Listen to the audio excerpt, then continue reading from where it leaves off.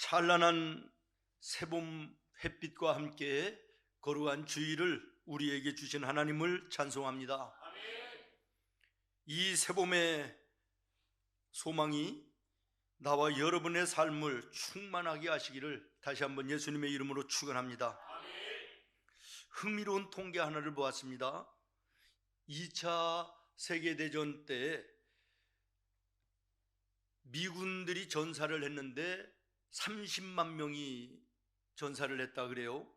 정확하게 얘기하면 한 29만 몇천 명이나 그러는데요. 놀라운 것은 전사자들보다는 후방에 남아있던 미국의 국민들이 200만 명 이상이 죽었다. 아들을, 남편을, 친구를, 애인을 전쟁터에 보내놓고 전쟁에 대한 공포, 또 죽음에 대한 두려움, 근심, 이런 것들로 인해서 질병이 오고 심장마비가 오고 그래서 200만 명 이상이 죽었다, 그런 얘기예요. 남편을 전쟁터에 보내놓고 노심초사하던 한 부인은 우체부가 자기 집에 오는 것을 보고 전사 통보를 가지고 오는가 싶어가지고 가슴이 털컥 내려앉아서 심장마비로 죽는 사건이 있었는데 알고 보니까 휴가 전보였다, 이런 일화도 있습니다. 무슨 이야기냐 그러면 사람이 살아가는 데 있어서 이 근심이라고 하는 거, 걱정, 불안함, 염려, 이것이 얼마나 독약과 같은 것인가, 이것을 이야기하는 거 아니겠습니까? 잠언 15장에 보면 근심은 심령을 상하게 하느니라 그랬습니다. 잠언 17장에 보면 근심은 뼈를 마르게 하느니라 그랬습니다. 고린도후서 7장 10절에 보면 세상 근심은 사망에 이르게 하느니라 그랬습니다. 그렇습니다. 우리의 마음을, 우리의 삶을 근심과 염려와 불안함으로 점령당하면 우리의 인생은 어두울 수밖에 없습니다. 답답하고 고통스러운 나날을 보낼 수밖에 없는 것이지요. 아무리 어떤 어려운 처지에 있다 할지라도 소망이 있으면 이겨낼 수 있는 것인데, 그러나 근심과 걱정과 불안함이 내 마음과 삶을 덮어버리면 될 일도 안 되는 것입니다. 세상이 아무리 좋아도 그 세상을 누리며 살 수가 없는 것이지요. 오늘 본문 말씀을 14장을 읽었는데요, 앞에 13장 말씀에 보면 예수님께서 제자들을 이렇게 모아 놓으시고 말씀을 하시는 거예요. 이제 내가 십자가를 지고 죽어 하나님 아버지 앞에 갈 때가 되었다. 이제 곧 너희 중에 하나 나를 팔아버리는 사람도 나올 것이고, 지금까지 나를 가장 사랑한다고 고백했던 베드로도 닭이 3번 울기 전에 나를 부인하고 배신을 하게 될 것이다, 이렇게 말씀을 하시는 거예요. 그랬더니 이 말을 들은 제자들이요, 청천벽력 같은 소리지요. 하늘이 무너져 내리는 것 같았을 거예요. 예수님이 돌아가시는 것도 돌아가시는 것이지만 3년여 동안 자기들의 생활이나 가정이나 모든 거 다 뒤로 물리치고 예수님께 올인해서 따라다녔던 그 시간들, 이제는 예수님이 돌아가신다니 이게 어떻게 되는 것이에요? 예수님이 세상을 뒤집어서 무언가를 굉장한 것을 이룰 줄로 알고 따라다녔는데 예수님이 허무하게 십자가에 죽는다는 거예요. 그러니 제자들이 얼마나 근심이 되겠습니까? 얼마나 염려가 되고 또 불안하겠어요. 이제 예수 믿는 그것 때문에 틀림없이 사람들이 비난하기도 할 것이고 로마 군인들은 핍박할 것이 뻔한데 두렵기도 하고요. 근심과 불안함과 두려움 속에 빠져있는 제자들의 그 모습을 예수님이 보시고 오늘 14장의 말씀을 주시는 건데, 14장 1절은 이렇게 시작합니다. 시작. 너희는 마음에 근심하지 말라. 하나님을 믿으니 또 나를 믿으라. 아멘. 근심하는 것을 아시고 예수님이 그들에게 말씀하십니다. 근심하지 말라. 너희들 하나님을 믿지? 그렇다면 또 나를 믿어라. 다시 말하면 너희의 근심, 너희의 걱정, 너희의 오늘 불안한 거, 두려운 거, 이거 나를 믿으면 해결될 수 있다. 이런 말씀 아니겠습니까? 저는 오늘 이 아침 여러분 삶 속에 어떤 근심과 염려와 불안함 속에 사는지는 모르지만, 그러나 예수님이 제자들에게 말씀하셨던 근심하지 말라라고 하는 그 음성이 나와 여러분에게도 들려지는 은혜가 있기를 예수님의 이름으로 축원합니다.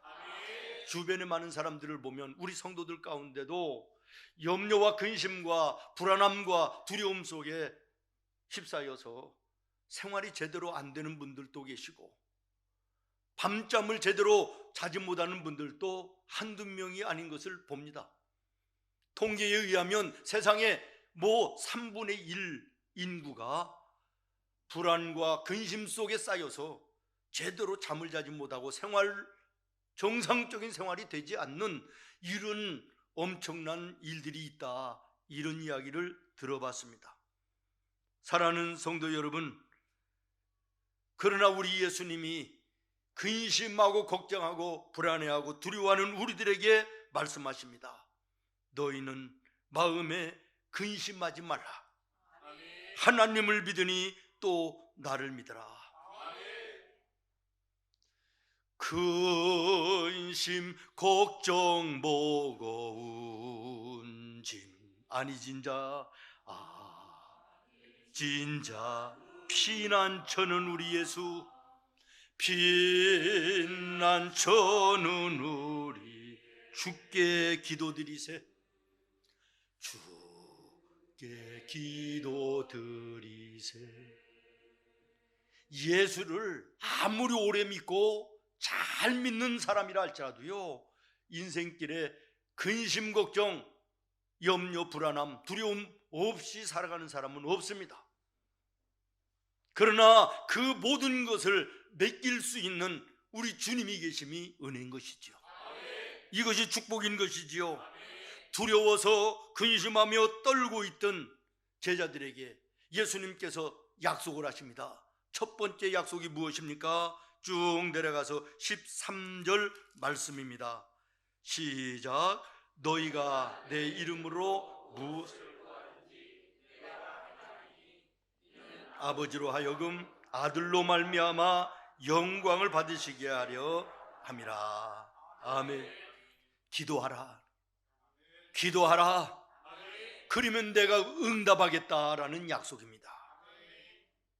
여러분, 신앙생활의 핵심이 뭡니까? 기도입니다. 기도의 핵심이 무엇입니까? 응답입니다. 그리고 중요한 것은 기도는 응답이 없는 기도가 없다는 사실을 기억하시기를 바랍니다. 내가 기도한 대로 되지 않아도 그것이 또한 응답임을 아는 자가 믿음 있는 자예요. 다시 말씀드립니다. 기도는 응답이 없는 기도는 없다. 그리고 기도하면 그 기도를 주님께서는 반드시 응답하신다라는 거예요. 성경을 보시면 찬송을 구체적으로 가르쳐 주신 것은 없습니다. 그러나 기도에 대해서는 수도 없이 가르쳐 주십니다. 마태복음 같은 데 보면 구체적으로 너희는 이와 같이 기도하라. 주님이 가르쳐 주신 기도 우리가 늘 기도하잖아요. 그렇게 기도를 구체적으로 가르쳐 주시기도 하고, 또 예수님께서는 친히 삶 속에서 기도하는 모습을 우리들에게 보여주심으로 너희가 기도하라고 하는 메시지를 우리에게 계속해서 던지고 계신 것입니다. 그럼에도 불구하고 기도하지 않는 답답한 사람들을 향하여 누가복음 18장에 얼마나 답답하셨으면 불의한 재판관과 홀로 된 여인, 이 비유를 통해서 말씀하시기도 했습니다. 어느 도시에 아주 돈만 밝히는 불의한 재판관이 있었다는 거예요. 돈을 많이 주지 않으면 재판을 해주지도 않고 돈 많이 주는 사람에게 유리하게 재판을 하는 아주 나쁜 재판관이 있었다. 그런데 홀로 사는 여인, 힘이 없었다는 거지요. 기댈 곳이 없었다는 거지요. 돈도 없었다는 것이죠. 이 여인이 살다가 억울한 일을 만났대요. 그래서 답답해서 그 재판관을 찾아가서 호소를 하는데도 돈을 안 주니까 들어주지 않는 거예요.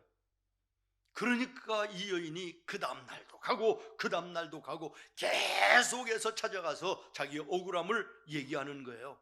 그랬더니 이 불의한 재판관이 그 여인이 불쌍해서가 아니라 내가 저 여인의 억울함을 들어주지 않으면 내가 피곤해서 못 살겠다, 귀찮아서 못 살겠다, 그래서 해결해 줬다, 이런 이야기를 하시면서 그 두 사람의 관계는 아무 관계도 아니지 않느냐. 그런데 너희와 나의 관계는 아버지와 자녀의 관계 아니냐. 이 관계가 있는데 너희는 왜 기도하지 않느냐, 이걸 말씀하시는 거예요. 이 두 사람 사이에 무슨 약속이 있느냐? 약속 아무것도 없었지 않느냐. 그런데 너와 나와의 관계 속에는 얼마나 많은 약속을 내가 너희에게 줬느냐. 기도하라, 응답해 주겠다. 부르짖으라, 크고 비밀한 것을 보여주겠다. 구하라, 그러면 내가 구하는 것을 주겠다고 수도 없이 약속하는데 그 약속 붙들고 기도하면 될 것을 왜 염려와 근심과 두려움과 어려움 속에 사느냐. 어리석은 자들아, 이렇게 말씀하시는 거예요. 여러분, 재판관은 능력이 있지만 한계가 있습니다. 그러나 하나님은 전능하신 하나님이에요. 재판관은 성격이 아주 나쁜 성격을 가지고 돈만 밝히는 사람이었지만 하나님은 사랑의 본체이시라. 재판관은 만나러 가려면 찾아가야 되지만 하나님은 있는 곳에서 예수님의 이름으로 주여 부르면 주님께서 들으시고 응답하여 주시는데 왜 기도하지 않느냐고 말씀하고 있습니다. 여러분, 지난 한 주간 어떤 근심과 염려 속에 살으셨습니까? 그리고 그 근심과 염려를 주님 앞에 무릎 꿇어 기도해 보셨습니까?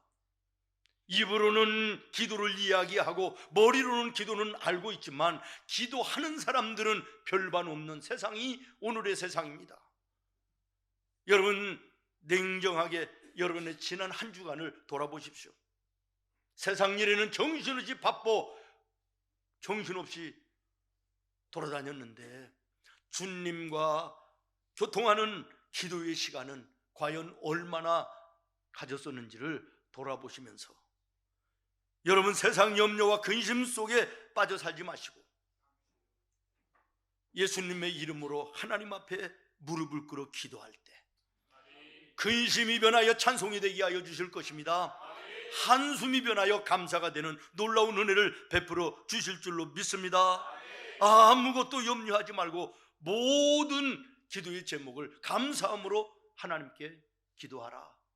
그리하면 모든 지각에 뛰어나신 하나님이 너의 마음과 생각 모든 것을 응답하여 주시리라. 주님이 말씀하십니다.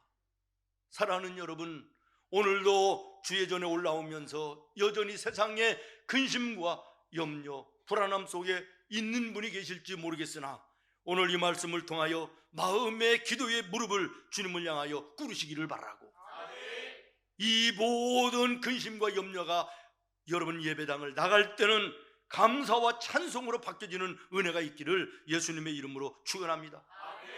시험, 걱정, 모든 괴로움 아니 진자 누구 부질없이 낙심 말고 기도드려 아래세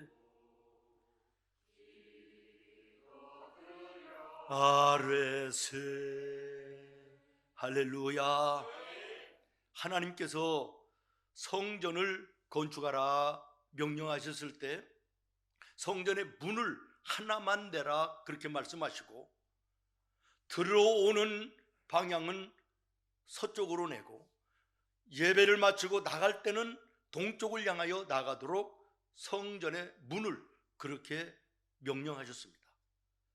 그 이유는 뭐냐 그러면 성전 안에 예배하기 위해서 들어올 때는 서쪽, 해가 지는 쪽, 어두움과 근심과 염려와 불안함과 이런 것들을 한 보따리 가슴에 안고 왔을지라도 하나님 앞에 예배하고 세상을 향하여 나갈 때는 동쪽, 해가 떠오르는 소망과 희망의 동쪽, 다시 말하면 말씀을 붙들고 은혜받아 세상을 이길 수 있는 소망과 힘과 능력을 가지고 나아가라고 하는 의미인 것입니다. 오늘 여러분 성전에 올라올 때는 어떤 마음으로 올라왔을지라도 예배를 마치고 나갈 때는 감사와 기쁨이 여러분의 심령과 입에서 터져나오는 은혜가 있기를 예수님의 이름으로 축원합니다. 그 다음에 두 번째 약속이 있습니다. 16절입니다. 16절 시작. 내가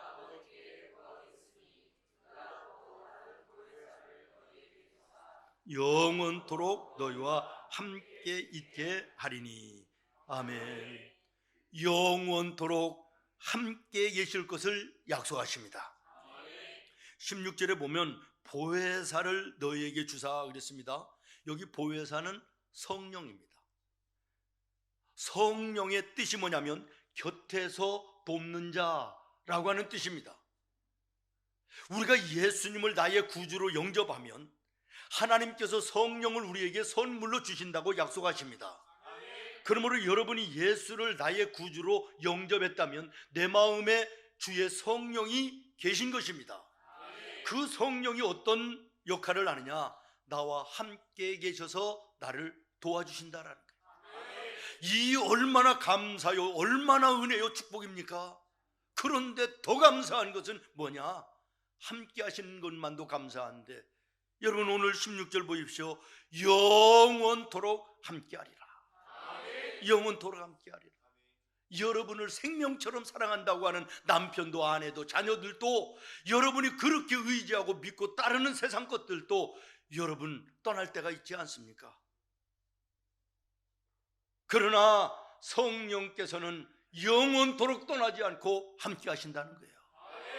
그러므로 오늘 우리가 정말 이 성령을 내 마음에 모신 하나님의 자녀들은 복된 자녀들인 것이에요.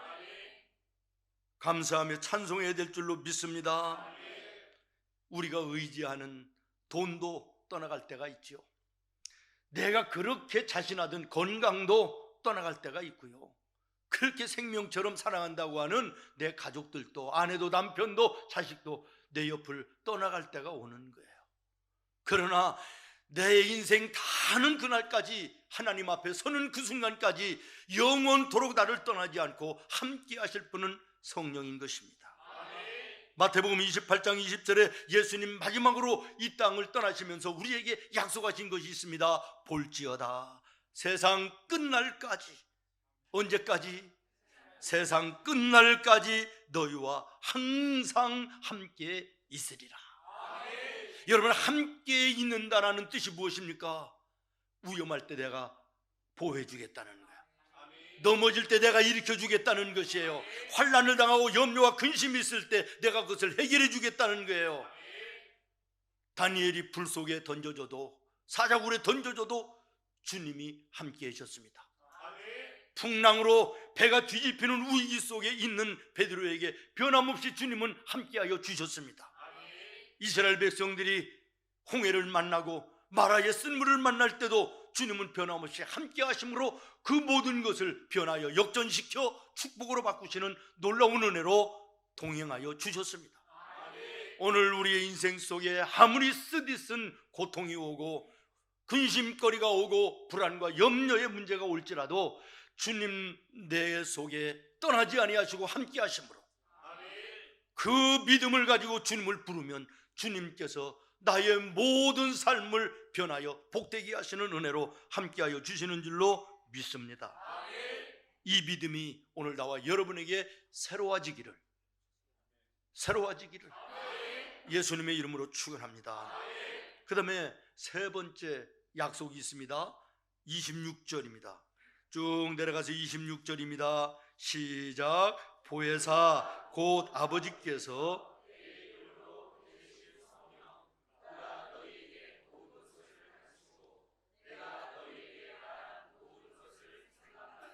아멘. 성령 그가 너희에게 모든 것을 가르치시고 내가 너희에게 말한 모든 것을 생각나게 하리라. 다시 말하면 걸어가는 너희의 인생길에 모든 것을 가르쳐 걸음을 인도해 주겠다라는 거예요. 우리 인생길 걸어갈 때 갈 바 알지 못해서 방황할 때가 있지 않습니까? 해결할 방법이 없어서 당황할 때가 있지 않습니까? 예기치 않은 문제로 황당할 때가 있지 않습니까? 그러나 내 마음에 계신 성령께서 우리의 길을 열어주신다는 거예요. 열어주실 뿐만 아니라 우리의 걸음을 길이 되셔서 인도해 주신다는 것입니다. 사랑하는 성도 여러분, 보혜사 성령님을 통하여 우리의 인생길을 보여주시고 방황하고 그 속에서 당황하고 황당해하지 아니하도록 우리의 길에 안내자가 되셔서 우리의 길이 되어 주셔서 우리와 함께 하신다는 것이에요. 얼마나 감사한 일입니까? 6절 말씀에 보면 예수님이 친히 말씀하십니다. 내가 곧 길이요 진리요 생명이다. 여러분, 아무리 처음 가는 길이라 할지라도, 아니 한 번도 가보지 않은 길이라 할지라도 유능한 가이드가 있고 좋은 성능 좋은 내비게이션이 있으면 내가 원하고 목적하는 곳에 안전하게 갈 수가 있는 것. 그러나 내비게이션은 고장날 수도 있고 나를 안내하는 가이드도 마음이 변하여 나를 떠날 수도 있지만, 그러나 성령께서 나와 함께 하시면 성령께서는 영원토록 나를 떠나지 아니하시고 당신이 친히 길이 되어 주셔서 우리의 길을 보여주실 뿐만 아니라 길로 우리를 인도하여 주시며 함께 동행해 주시겠다고 말씀하고 약속하고 계신 것입니다. 그러므로 세상 인생길 아무리 근심되는 일이 있고 또 힘들고 어려운 일이 있을지라도 주님을 멀리하지 않기를 바랍니다. 주님을 떠나서는 안 될 줄로 믿습니다. 그러면 길을 잃어버릴 수밖에 없기 때문입니다. 황당하고 당황하고 절망스러운 환경을 설령 우리가 만날지라도 우리가 그 성령을 의지하고 주님을 바라보면 주님께서 우리의 길이 되어주시는 것입니다. 캄캄한 밤에 다닐지라도 주께서 나의 길 되시 나에게 밝은 빛이 되시니. 그렇습니다. 길 잃어버릴 염려가 없는 것입니다. 여러분 마음속에 성령이 함께 하시는지 확인하시길 바라요. 이것이 확실하다면 절대로 우리는 인생에 방황하는 인생이 되지 않습니다. 은혜로운 여행의 인생이 되어 그 여행 끝나는 날 하나님 나라에 영원히 하나님과 함께하는 놀라운 축복의 삶을 살게 되는 줄로 믿습니다. 마지막으로 한 가지, 네 번째 약속이 있습니다. 27절입니다. 27절 시작. 평안을 너희에게 끼치노니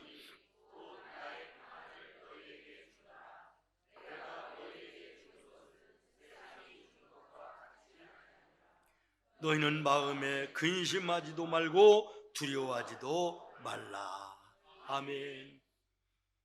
평안을 주신다. 평안을 주겠다라는 거예요. 지금 근심하며 염려하며 두려움 속에 있는 제자들에게 말씀하십니다. 내가 너희에게 평안을 주겠다. 예수님 부활하신 후에 제자들을 찾아와 가장 먼저 첫 말씀이 무엇입니까? 너희에게 샬롬이 있을지어다. 사랑하는 자녀들에게 선물로 주시는 것이 평안입니다. 여러분, 세상에 아무리 돈을 많이 쌓아놓고 세상에 아무리 명성을 얻고 굉장한 집에서 굉장한 차를 타고 호화스럽게 산다 할지라도 그 마음에 그 가정에 평안이 없으면 그 인생 복된 것입니까? 감옥일 것입니다. 지옥 같을 것이에요. 마른 떡 한 조각만 놓고도 평화가 있는 곳, 샬롬이 있는 그곳이 천국이라 말씀합니다. 호화로운 궁전이라 할지라도 그 속에 평안이 없으면 그건 지옥인 것입니다. 여러분의 가정이 좀 경제적으로는 부족함이 있을지라도 온 식구가 예수로 하나 되어 성령으로 하나 되어 말씀으로 하나 되어 서로가 화평을 이루며 거기에 평안을 누리는 이런 가정이 되기를 바라요. 아무리 굉장을 쌓아놓고 식구들끼리 싸우고 다투고 물고 뜯고 그거 가정입니까? 그건 집구석이죠. 세상을 아무리 오래 100살을 살은들 마음의 평안이 없으면 그게 축복일까요? 요즘에 인터넷에 보니까 그런 제목이 있더라고. 딸이에요. 재수 없으면 200살 산다. 그런 인터넷 제목이 있어요. 재수 없으면 이제 200살도 산대요. 200살이 아니라 300살을 살아도 마음의 평안이 없이 오래 살아서 그게 축복이냐는 거예요. 궁전 같은 곳에 살아도 마음의 가정에 평안이 없이 그게 축복이냐라는 거예요. 여러분, 주님이 말씀하십니다. 내가 너희에게 평안을 준다. 세상이 가져다 주는 평안은 있다가 없어지는 것이 되지만 내가 너에게 주는 평안은 뺏어갈 자가 없다. 세상이 주는 평안과는 다르다라고 말씀하고 계시지 않습니까? 주님 주신 평안이 나와 여러분의 마음에 있기를 바라요. 여러분의 가정에 있기를 바라요. 명성이 하늘을 찌르고 인기가 하늘을 찌르고 거기에서 오는 부가 따라오고 그래도 마약을 하고 섹스를 하고 그리고 자살을 하는 이 유명한 사람들, 부자 사람들, 잘 나가는 사람들 보지 않습니까? 왜 그래요? 세상 것 전부 다 얻어도 마음에 평안이 없으니까, 주님 주시는 성령을 통하여 주시는 평안이 없으니까 그 모양으로 인생을 사는 거예요. 마음의 평안을 누린 자는 초막이나 궁궐이나 그 어디나 하늘나라를 사는 놀라운 은혜가 있는 줄로 믿습니다. 그리고 이 평안은 세상이 뺏어가지 못합니다. 사람이 뺏어가지 못하는 것입니다. 내 마음속에 있는 참된 이 평안은 누구도 앗아갈 수 없네. 주는 내 마음에 구주 되시었네. 오, 주 없이는 살 수 없네. 살 수 없네. 할렐루야. 이 평안이 여러분의 것이 되기를 예수님의 이름으로 축원합니다. 옛날 우리 시골에 아주머니들 동네에 물동이 이고 갈 때 출렁거리는 것을 방지하기 위해서 그 물 위에 나뭇가지를 하나 던져놓는 거 여러분 보셨을 거예요. 오늘 우리의 인생길은 출렁이는 물결처럼 늘 불안합니다. 염려, 근심, 걱정거리 끊어지지 않습니다.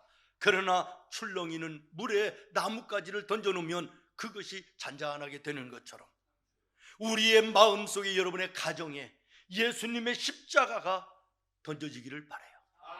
그러면 거기에 참된 평안이 있는 것입니다. 믿음의 소망이 있는 것입니다. 예수님이 누구십니까? 근심하고 두려워하는 자들을 향하여 말씀하십니다. 기도하라. 내가 응답하여 주겠다. 성령을 통하여 내가 너희와 영원토록 함께 해주겠다. 인생길 방황하지 않도록 내가 길이 되어 너희와 동행하여 주겠다. 세상이 뺏을 수 없는, 사람이 뺏어갈 수 없는 참된 영원한 평안을 내가 너희에게 주겠다. 약속의 주님이십니다. 그 주님을 붙들고 이 한 주간도 승리하는 우리 성도들이 되기를 예수님의 이름으로 축원합니다. 예수님이 어떤 분이신가를 다시 한번 생각하면서 찬송가 91장